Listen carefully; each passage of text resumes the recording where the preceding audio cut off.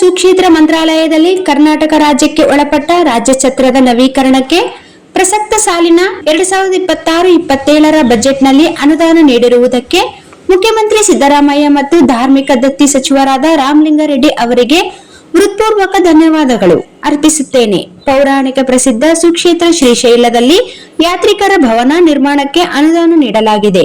ವಾರಣಾಸಿ ಮತ್ತು ತುಳಜಾಪುರದಲ್ಲಿ ಹೊಸ ಛತ್ರ ನಿರ್ಮಾಣಕ್ಕೆ ಅನುದಾನ ಕಾಯ್ದಿರಿಸಲಾಗಿದೆ. ಮಹಾವೈಷ್ಣೋ ದೇವಿಗೆ ತೆರಳುವ ಯಾತ್ರಿಕರಿಗೆ ಸಹಾಯಧನದ ರೂಪದಲ್ಲಿ 5,000 ಕೊಡುವ ಘೋಷಣೆ ಮಾಡಲಾಗಿದ್ದು ಸ್ವಾಗತಾರ್ಹವಾಗಿದೆ.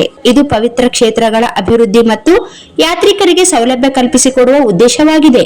ಅದಕ್ಕಾಗಿ ಸರ್ಕಾರಕ್ಕೆ ಈ ಮೂಲಕ ಕೃತಜ್ಞತೆಗಳು ಮತ್ತು ಅಭಿನಂದನೆಗಳನ್ನು ಸಲ್ಲಿಸುತ್ತೇನೆ. ಕೆ ಲಕ್ಷ್ಮೀಕಾಂತ್ ರೆಡ್ಡಿ, ಬೂರ್ದಿಪಾಡ್ ಜಿಲ್ಲಾಧ್ಯಕ್ಷರು, ಕಾಂಗ್ರೆಸ್ ಸೇವಾದಳ ರಾಯಚೂರು ಮತ್ತು ತಾಲೂಕ್ ರೆಡ್ಡಿ ಕ್ಷೇಮಾಭಿವೃದ್ಧಿ ಸಂಘದ ಉಪಾಧ್ಯಕ್ಷರು.